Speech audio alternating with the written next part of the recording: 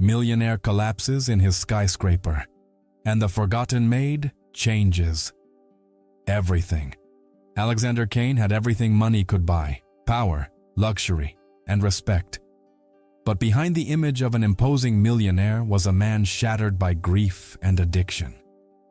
His life was in free fall, until a collapse at the top of his skyscraper brought Maya Rodriguez into his path, a woman invisible to the world's eyes, but full of dignity and strength to change destinies. The unlikely encounter between a crumbling boss and a maid fighting alone to support her daughter set in motion a story marked by prejudice, secrets, downfalls, and new beginnings. Through painful choices and moments of revelation, the two discovered that true power doesn't lie in money, but in the courage to face one's own pain. And from this unexpected bond, something was born that could change everything forever. Before we begin this story, I want to invite you to do something special. Comment below where you're watching from. I love seeing how far our stories can reach. And if you enjoy emotional love stories full of twists and powerful endings, go ahead and subscribe to the channel. That way you won't miss any content, and you'll be helping this space grow and bring even more stories that touch the heart. Dense night in Manhattan. The skyscraper glass reflects the neon lights below, while the wind whistles between the avenues as if trying to slip inside. On the top floor, Alexander Kane's office glows with a cold white from the LED lights. The carpet is thick, slate gray, the desk, a flawless block of walnut, the window, an entire wall opening the city like an abyss. On the sideboard, a crystal decanter holds a bit of amber whiskey next to an open blister pack of pills. And in the center, a tall man, almost 2 meters, wearing an expensive, rumpled navy blue suit and a loosened tie, drops to his knees before collapsing sideways. Alexander clutches his chest, his face pale, his tired blue eyes trying to focus on something no longer there. "I can," he murmurs, but his voice can't find air. The glass tips over, shattering with a delicate crack in the silence. The automatic door opens, and 2 executives rush by in the marble hallway, holding their breath as they see the scene through the glass. One whispers, "Better call legal." The other shakes his head, retreating. "Don't get involved. That's above our pay grade." They move on, polite shadows avoiding someone else's tragedy. The elevator dings softly. Maya Rodriguez appears, pushing the cleaning cart. Buckets, sprays, soft cloths. She's of average height, about 5'5", with strong shoulders, medium-length braids tied back, and dark brown skin that contrasts with her neatly pressed light green uniform. Her large, observant brown eyes scan the hallway with the attentiveness of someone who's learned to read the world through details. The central air conditioning makes it cold, and she pulls her collar slightly, taking a deep breath before the marathon of rooms. She notices the lights still on in the far corner of the floor, and the outline of a body collapsed inside the main office. Her heart races. She lets go of the cart and runs, swipes her badge on the reader. The door clicks open. "Sir, can you hear me?" Maya kneels without hesitation. The expensive cologne mixes with the alcohol in the air. She leans closer, searching for a sign of life. "Alexander Kane, please open your eyes." She touches 2 fingers to his neck, feeling an irregular pulse. Alexander's hand trembles limply, his knuckles white. Maya breathes steadily, remembering the crash course in first aid she took at the neighborhood community center on Saturdays after work. She moves the fallen chair aside, loosens Alexander's tie more, and gently tilts his head to open his airway. "It's okay, I'm here." She checks his breathing, weak, but it's there. With precise motion, She turns his body to the recovery position, supporting his head on her forearm to keep his spine aligned. She pulls out her phone and dials. 911, what's your emergency? The dispatcher asks, professional and quick. I've got an unconscious man on the 48th floor of the 1010 Park Tower, Alexander Kane's office. He's breathing, but very weak. He just collapsed. There's whiskey and pills around. Are you with him? Yes. Stay on the line. Keep him warm. Check his breathing every 30 seconds. An ambulance is on the way. Maya takes off the light jacket she wears for the commute and drapes it over his torso. She speaks softly, firmly, like someone guiding another back from the dark. Mr. Kane, it's Maya. I'm here. Help is coming. Stay with me. The city's glow cuts through the glass and rests on his pale skin. His Swiss watch ticks off unbearably long minutes. From the hallway, the same executive reappears, hesitant, and cracks the door open. Security's been notified. Better not touch him. I already did, Maya replies without looking up. That's why he's still alive. The man clears his throat. Awkward. Right. Good job. And disappears again, letting silence settle once more. Alexander lets out a hoarse moan, fingers gripping the carpet. His trembling hands reveal a body at war. Even in his worn-down state, his face retains an elegant, distant beauty, as if life had rushed past him too fast. Maya leans closer, counting breaths, keeping his head steady. Her voice, low and calm, becomes an anchor. Stay with me, please. Breathe with me. Like this.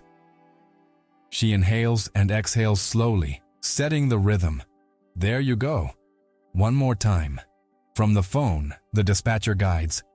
Any signs of improvement? Breathing stabilized a bit. Irregular pulse, but steady. Good.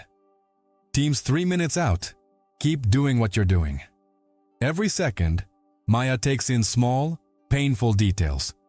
A photo of a woman on the desk, silver frame, summer smile, a simple wedding ring on his finger, the corner of the pill pack, showing signs of long-standing anxiety.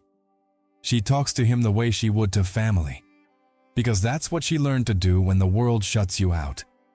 You're not alone. I know it feels like it, but you're not. Suddenly, a shadow hesitates in the doorway. The head of operations, gray suit, stern face, watches from a distance. Do you need anything? A blanket, if there's one, and water for when he wakes up. I'll check with security. He steps back, surprised at the authority of a woman who, on paper, has none. Alexander coughs, a rough sound tearing through his throat, and his blue eyes blink open as if groping for light. Maya leans in slightly, gently brushing the air near his face without touching him. Easy. You're safe now. What time? His voice is cracked. Almost 11:30. The ambulance is on the way. She tucks the jacket closer to his chest. Can you hear me? His eyes try to focus on Maya's face, and for a moment, she sees confusion and an old pain without a name. His jaw tightens. His breath catches and returns, like a short wave. He forces out a word, soaked in memory. Claire. The name cuts the air like glass. Maya feels the world shift. She doesn't know the story, but she knows grief. The distant siren starts to rise outside, mixing with the city's whirlwind of lights. Alexander closes his eyes again, and a nearly invisible tear slides down. Claire, he repeats, lost between two moments. Maya holds his hand, firm yet gentle, and whispers, You're safe? Claire knows. Hurried footsteps fill the hallway. The door opens, and the flash of emergency lights slices through the scene just as the dead wife's name still echoes in the air. The metallic sound of the gurney rolling down the hall echoes through the skyscraper. Paramedics enter quickly, setting up tubes and a heart monitor, while Maya still holds Alexander Kane's hand. His face is pale, his eyes half closed, and the name of his late wife still hangs like a ghost in the air. One of the medics touches Maya's shoulder. "You can let go now, ma'am. We'll take it from here." Maya steps back, adjusting the hem of her light green uniform, but her eyes remain fixed on the body being taken away in silence. The next day, the company wakes up to rumors buzzing through hallways and elevators like electric current. Digital headlines won't let up. CEO Alexander Kane found unconscious in his office. The title burns on phone screens as executives whisper in office cafes. Some chuckle nervously, others say nothing. No one talks out loud. Maya pushes her cleaning cart through the main lobby. The marble floor reflects her tired but dignified image. She holds her head high, despite having witnessed something so intimate. A tailored suit assistant rushes past and whispers to another. It was her, the maid who found him. Maya hears it, but keeps walking. Her eyes don't drop. She's learned not to shrink. On the 48th floor, the director of operations, Mr. Hamilton, waits, tall, lean, perfectly combed gray hair, starched gray suit. He wears the cold smile of someone unaccustomed to hearing no. He gestures for her to enter the conference room. The glass walls reveal New York in motion, but inside, the air is heavy. At the table, two other managers flip through papers, pretending things are normal. "Maya Rodriguez, is that right?" His voice is measured. "We need to talk about what happened last night." She grips the cloth in her hands and nods. "Of course. I just did what anyone would do. He needed help." Hamilton forces a tight smile. "Well, your actions were generous. But you understand that certain images can hurt the company. Mr. Kane doesn't need this kind of publicity." One of the managers adds, without looking up, "It would be best if you forgot last night. Don't talk to anyone, not neighbors, not family." Maya furrows her brow, voice calm but firm. "I didn't tell anyone. I just called for help. That was my duty." Hamilton leaned forward, placing his hands on the polished table. His tone dropped to a whisper that cut deeper than a shout. "Listen closely. You're invisible here. Got it? Clean, smile, go home. Don't get involved in matters that aren't your concern." She swallowed hard, feeling the weight of every word like stones. Her braids framed a tense face, but her brown eyes remained steady. Inside, the humiliation pulsed. On the outside, she refused to give them the satisfaction of submission. "I only wanted to save a life, nothing more." The director leaned back in his chair and, with calculated coldness, let out a phrase that sliced through the air like a blade. "You are no one. Never forget that." The silence exploded inside her. Maya gripped the cloth in her palm to stop her hand from shaking, held her breath, and walked out of the room. In the hallway, the cold lights felt harsher, and each step echoed like defiance. Her eyes welled up, but she didn't let the tears fall. A promise grew in her chest. Never to accept that anyone's dignity should be treated as invisible. The next day brought a light rain over Manhattan, washing the tall glass of the skyscraper where Alexander Kane was silently recovering. The incident still echoed through the halls, but the board's order was clear. No one was to speak about it. Alexander, lying in his penthouse, drifted between moments of lucidity and a heavy stupor, fed by hidden doses of whiskey mixed with sedatives. At night, he wandered alone through the vast living room, surrounded by designer furniture that felt as cold as his soul. Above the modern fireplace, The photo of his late wife Claire stared back at him like a ghost. Her frozen smile brought back the accident that had destroyed his life. He'd close his eyes and see the car in flames, the smell of gasoline, the scream he could never forget. "Claire, forgive me," he whispered, gripping the bottle with trembling hands. His tall body swayed, blue eyes clouded with pain and alcohol. Suddenly, a soft shadow appeared in the doorway. Maya Rodriguez had been called for an emergency cleaning on the floor and discreetly noticed his state. She didn't dare enter without permission, but the sight cut her deeply. A man destroyed, hiding behind his own wealth. "Mr. Kane," she said softly, cautiously. "You need water." He turned his face sharply. "I didn't ask for anything. Go away." Even faced with his coldness, Maya walked over to the side table and placed a glass of water next to him. "Leave it here. When your throat burns, you'll remember someone thought of you." Alexander took a deep breath, his confused eyes settling on the woman who dared to stay. The loneliness inside him screamed, but her quiet dignity disarmed him. Later, on another night, during a withdrawal episode, his body trembled so much he could barely hold the bottle. Maya, passing through the hallway with her cleaning cart, heard the sound of glass clinking on the floor. She rushed in without knocking. She found Alexander sitting on the floor, leaning against the glass wall, breathing heavily. "Don't look at me," he said, voice breaking. "I'm a failure." Maya knelt, keeping a respectful but firm distance.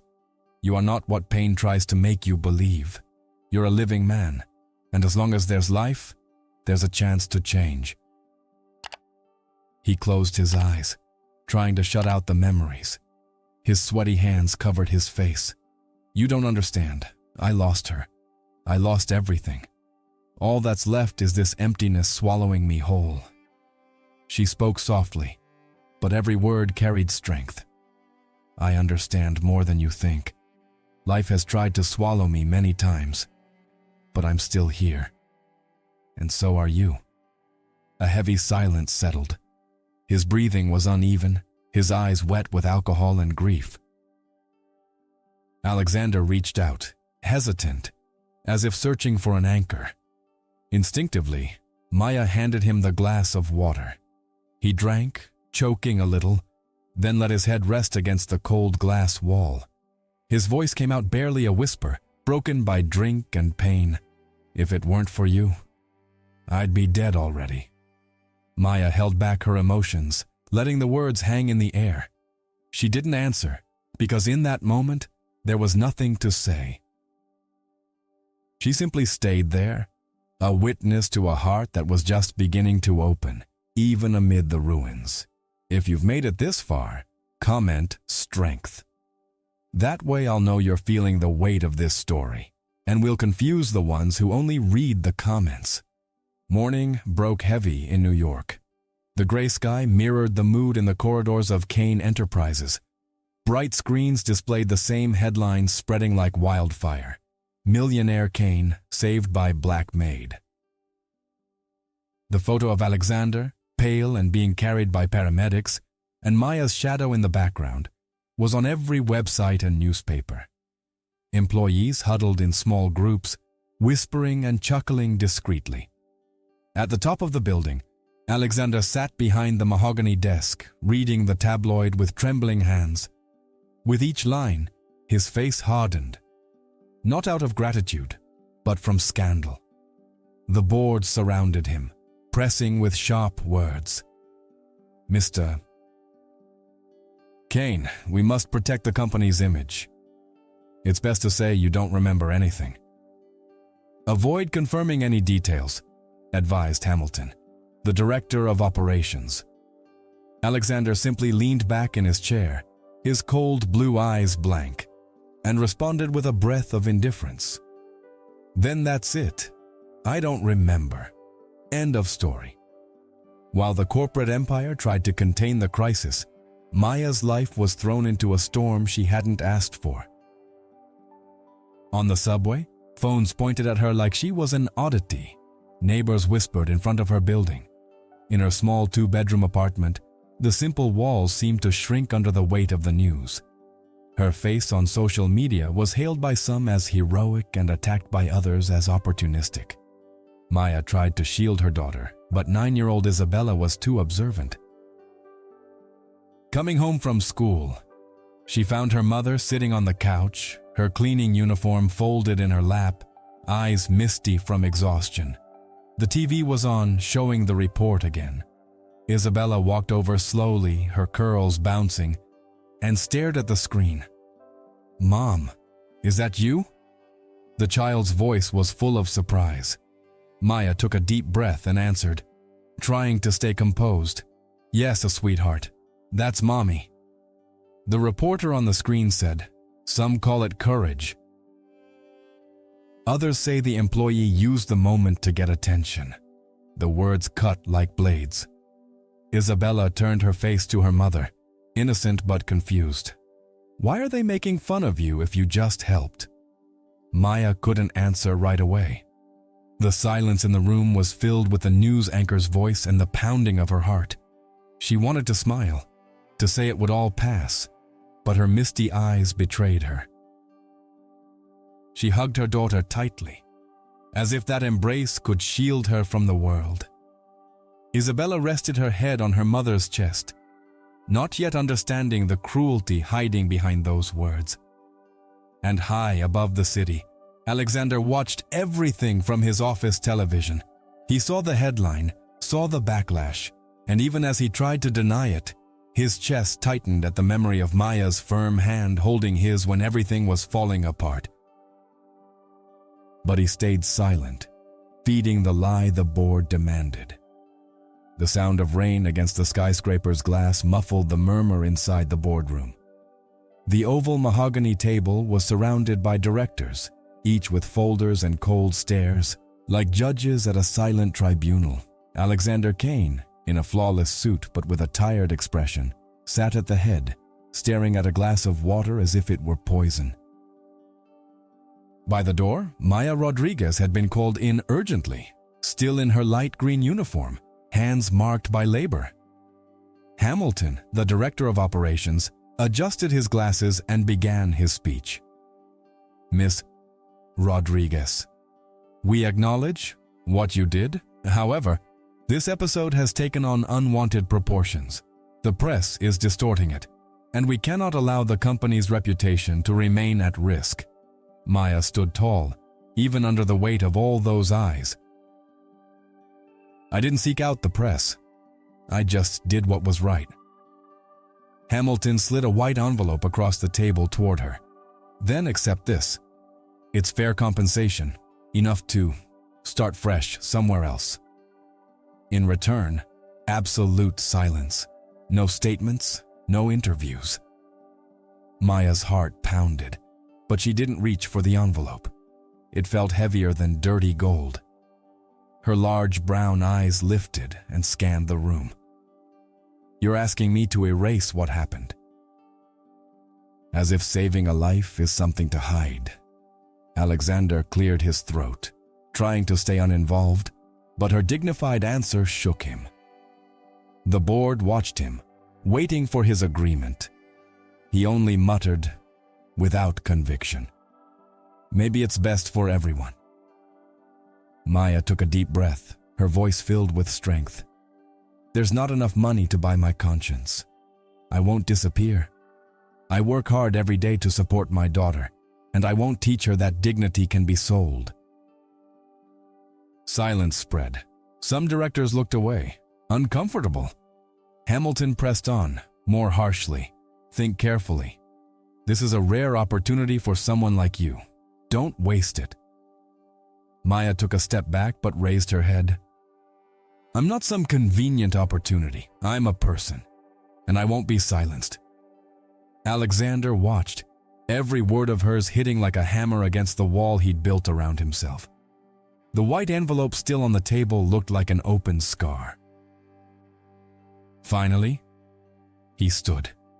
His blue eyes burned, not with arrogance, but with inner conflict. "That's enough." His voice cut through the room. The directors glanced at each other. Alexander stepped forward, facing the board. "You're trying to buy her honor, but mine is already lost. And you think that's okay?" The silence was so deep that even the rain outside seemed to stop for a moment. The tension from the meeting still hung like thick smoke in the halls of Kane Enterprises. Maya had left with a heavy heart, but a clear conscience. Alexander, on the other hand, returned to his office with steady steps, but a conflicted mind. For the first time in years, he felt ashamed. Not of his weakness for alcohol, but of his cowardice in the face of truth. That night, fate brought the two together in an unexpected way. As Maya left work late, she found Alexander alone on the rooftop terrace of the company building. He was sitting in a leather chair, the city glowing before him like an ocean of unreachable lights. The wind stirred his tousled dark brown hair, and the untouched glass of whiskey beside him revealed a silent struggle. She hesitated to approach, but his tired gaze met hers. Alexander broke the silence. "You didn't take the money. You could have ended all of this." Maya crossed her arms, steady, but her voice came out soft. "I already live with little, but I sleep in peace." "You don't know what that's worth until you've lost it." He let out a short, bitter laugh. "Peace. That word hasn't existed in my world since I lost Claire." Maya stepped closer, respectfully, with compassion in her eyes. "I'm sorry for your loss, but you're still breathing. You still have a chance to rebuild." Alexander stared out at the horizon, his voice thick with emotion. "I watched her die. I was in the same car. I survived. But why? If the person I loved most didn't come back, what's the point in going on?" The silence was heavy. Maya, with the serenity of someone who knows the weight of scars, answered, "We don't find meaning in headlines or million-dollar deals. Meaning lies in the people who still need us. I know that because my daughter depends on me. I'm a mother and a father every single day. I work twice as hard to give her a future. I don't have luxury, but I have hope." Alexander's eyes softened for the first time. He turned his face toward her, studying each feature. He no longer saw just the invisible maid, but a woman who carried a strength he no longer had. Days later, Maya had no choice but to bring Isabella to the building because she had no one to watch her. Isabella, 9 years old, entered shyly, holding her mother's hand, but quickly became enchanted by the panoramic view from the office. When Alexander saw her, he was surprised. "This your daughter?" he asked, standing up from his desk. "Yes, Isabella." Maya smiled proudly.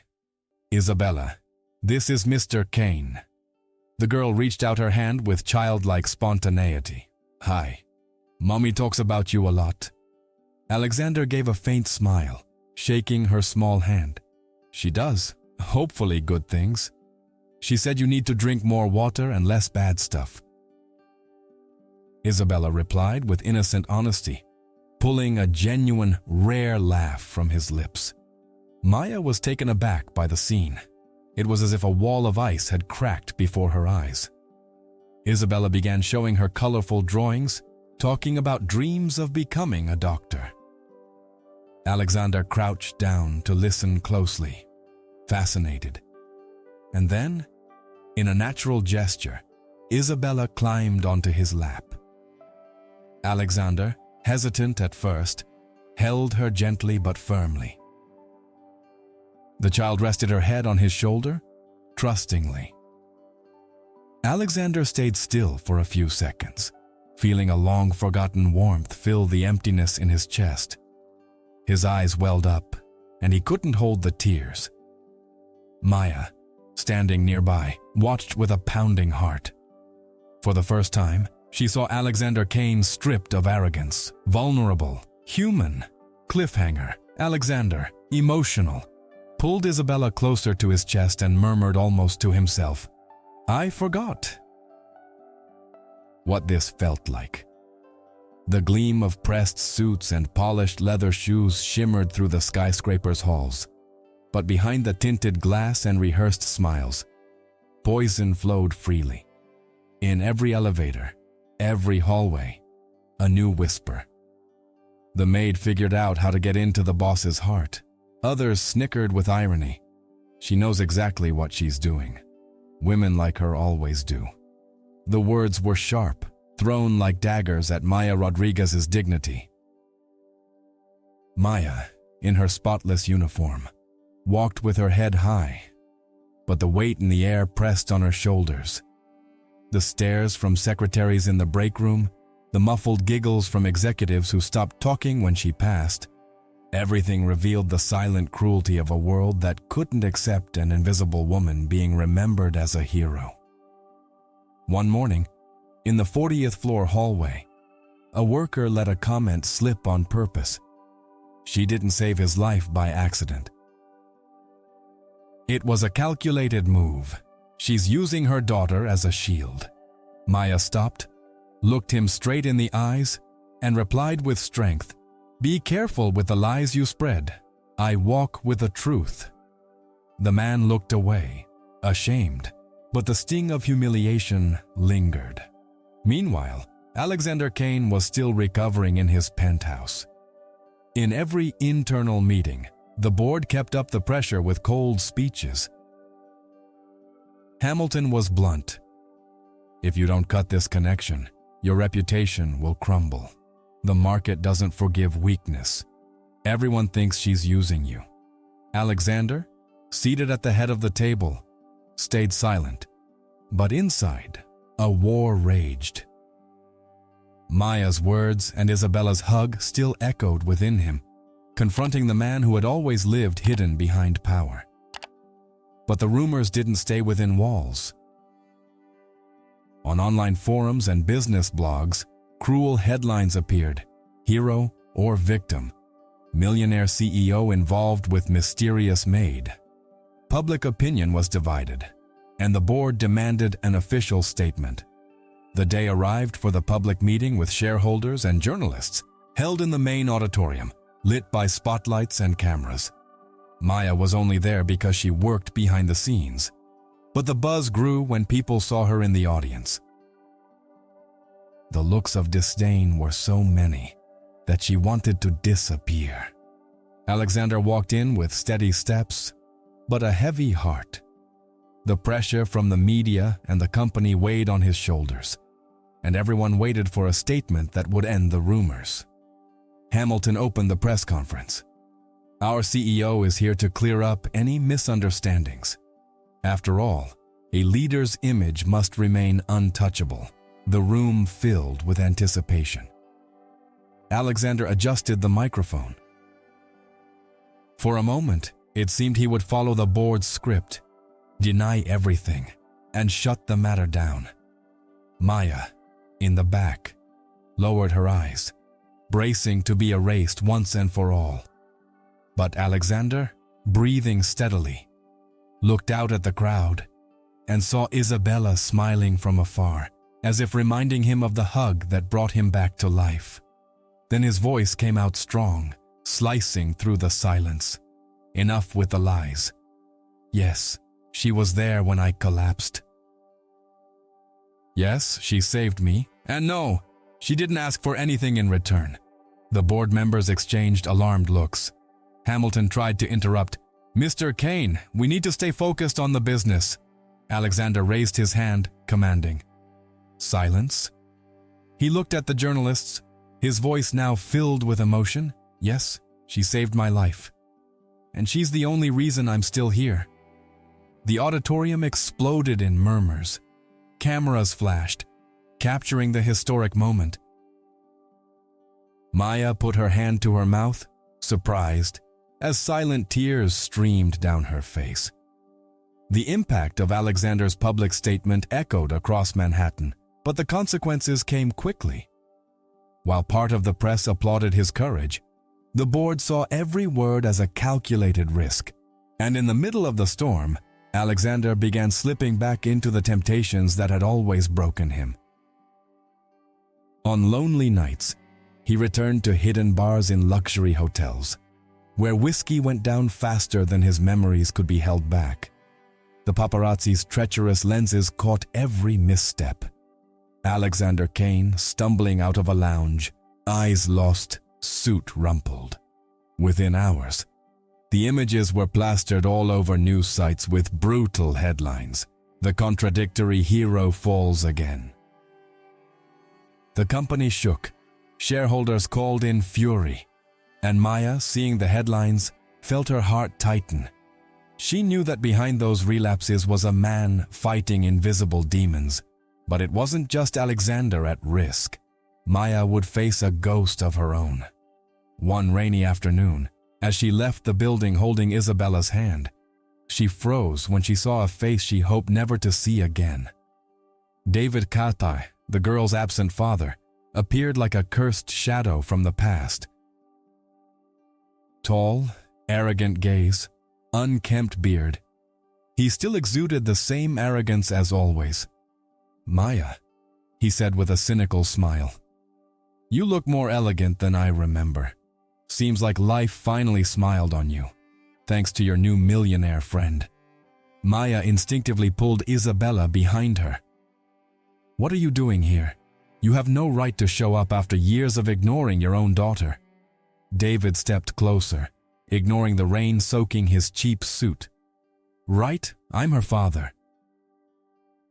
I have every right to know how you're living, especially now that you're moving through skyscrapers and fancy dinners."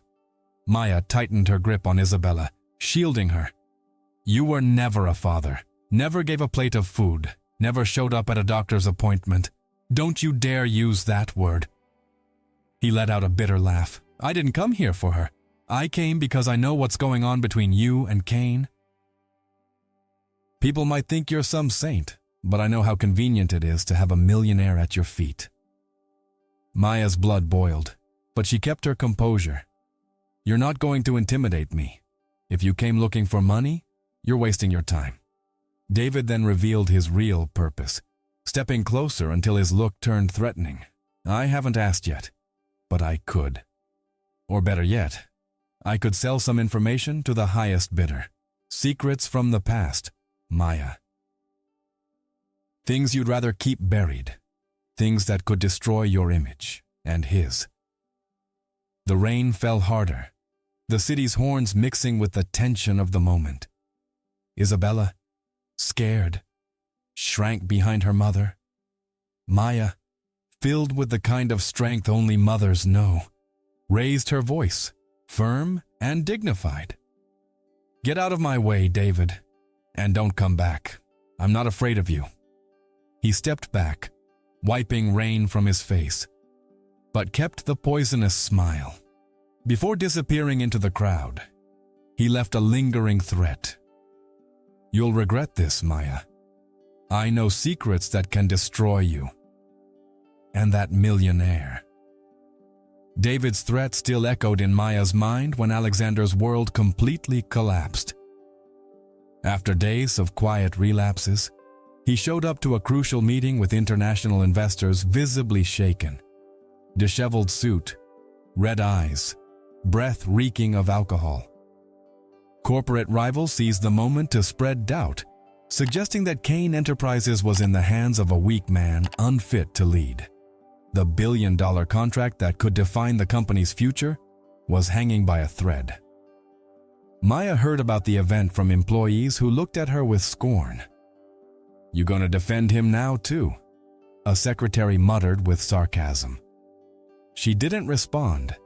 She just clutched her uniform to her chest and made the decision to be there for him. Not out of convenience, but because she knew Alexander needed someone to believe in him when the world only saw him as a failure. The grand ballroom of the Manhattan Hotel was packed. Journalists, cameras, and investors filled every space. and the shimmer of chandeliers reflected the air of judgment. Alexander walked toward the podium, but his legs wobbled. Flashes fired mercilessly, capturing every hesitant move. Some executives whispered, "He's going down." This is the end.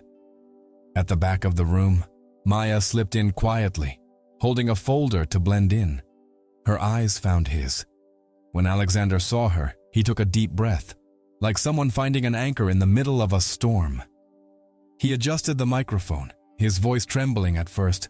"Ladies and gentlemen, I'm not going to pretend you don't know what happened. Many of you saw the photos. You saw my weaknesses exposed in the news." The room fell into silence. Alexander lowered his eyes, fighting off the shame. But he continued, "It's true. I drank. I fell. I almost destroyed everything I built. But hiding it would only make me an even bigger coward." A murmur rippled through the crowd. But he raised his hand, steady. "Yes, I'm an alcoholic. Yes, I lost control. But I'm standing here today in front of all of you to say that I'm not fighting this alone, because someone believed in me when I didn't believe in myself." Maya felt her eyes fill with tears, her heart racing. Alexander went on, his voice now stronger. "This woman didn't just save me when I collapsed in my office. She saved me every time she refused to give up on me. Every time she reminded me there was still something human inside of me." The room was frozen. Investors, journalists, even the board of directors stared at him in surprise. Alexander then stepped down from the podium, walking toward where Maya was seated. Flashes exploded in a rapid burst, capturing every second. He stopped in front of her, held out his hand, and in a gesture that tore down every wall, he intertwined his fingers with hers. His voice came out full of emotion, yet steadier than ever. "She's not just the woman who saved my life. She's the reason I want to live." If you made it this far, comment redemption. That way I'll know you're feeling the power of this story, and will confuse anyone who only reads the comments. The silence after Alexander's declaration still echoed through the crowded hall. The headlines the next day didn't speak of downfall or scandal anymore, but of courage and vulnerability. For the first time in years, he hadn't tried to hide his weaknesses. And that was the first step toward a new beginning that would change not only his life, but the lives of everyone around him. Weeks later, Alexander quietly checked into a rehabilitation clinic, away from the spotlight, but not alone. Maya was with him at every visit, steady as a rock. Isabella, with her innocence, also became an unexpected source of strength. "You can do it, Mr. Kane," the little girl would say, her big brown eyes full of hope. "If I believe in you, then you can believe too." Those simple, childlike words pierced Alexander's defenses like nothing ever had. The treatment was painful.